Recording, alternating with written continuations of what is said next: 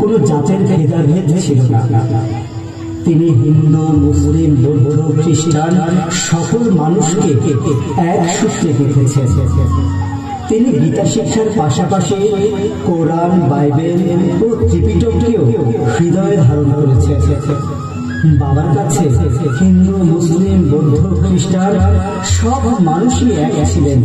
তিনি সবার ঘরে মানুষ সত্য, এটাই প্রমাণ করে গেছেন।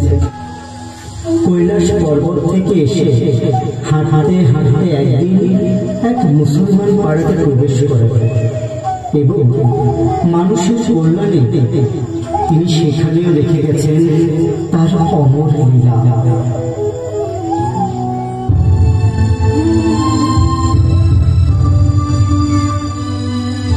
দেশে কি যে খারাপ পড়েছে। হ্যাঁ রে, অনাবৃষ্টির কারণে মাটি যেন পাথর হয়ে গেছে। এভাবে চললে আমরা চাষাবাদ করবো কিভাবে? তুমি রহম করো আল্লাহ, তুমি রহম করো আল্লাহ, মেহেরবানি করো। কি রে, তোরা খেতে যাচ্ছিস? আমাকেও তোদের সঙ্গে কাজে নিবি? কে তুমি বুড়ো? কোথা থেকে আসলেন? আমি ওই পাহাড় থেকে এসেছি। তোদের সঙ্গে আমাকেও কাজে নে না রে।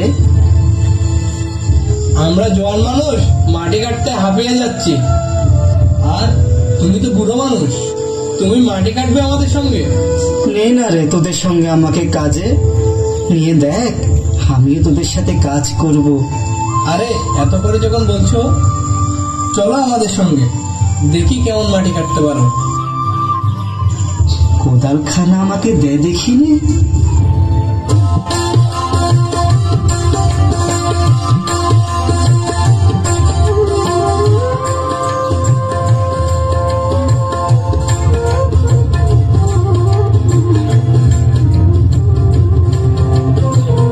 এত বুড়ো বয়সে শরীরে এমন জোর, পুরো জমি চষে ফেলেছে। এই তো সাধারণ মানুষের কাজ নয়, এ তো সাক্ষাৎ মহাপুরুষ। কি রে, এমন অবাক হয়ে কি দেখছিস তোরা? খুব জল তেষ্টা পেয়েছে, একটু জল দে না রে। তুমি কি আমাদের হাতে পানি খাবে? কেন রে? আমরা যে মুসলমান। তাতে কি হয়েছে রে? জল তো জলই না। মানে? আরে মানে মানে করছিস কেন? এদিকে দে।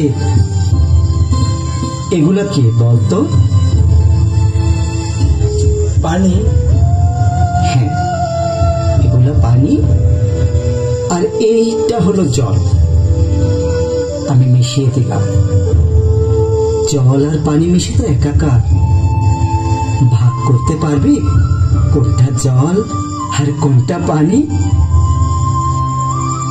জল আর পানি মিলে মিশে যেমন একাকার হয়ে গেল, ঠিক আমরা মানুষের সঙ্গে একাকার হতে হবে রে। তুমি তো দেখছি স্বয়ং একমাত্র প্রমাণটা করবো।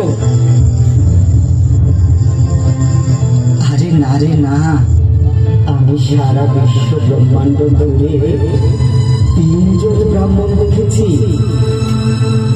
কালীঘাটে তৈরঙ্গ স্বামী, মক্কায় আব্দুল গফুর, আর আমি নিজেকে।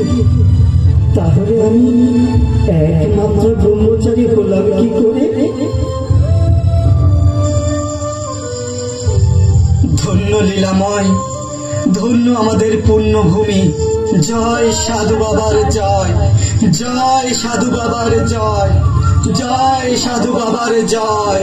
মহাযোগী প্রেমময় লোকনাথ নাম, যে নামেতে ধন্য হলো এ ধরাধাম। মহাযোগী প্রেমময়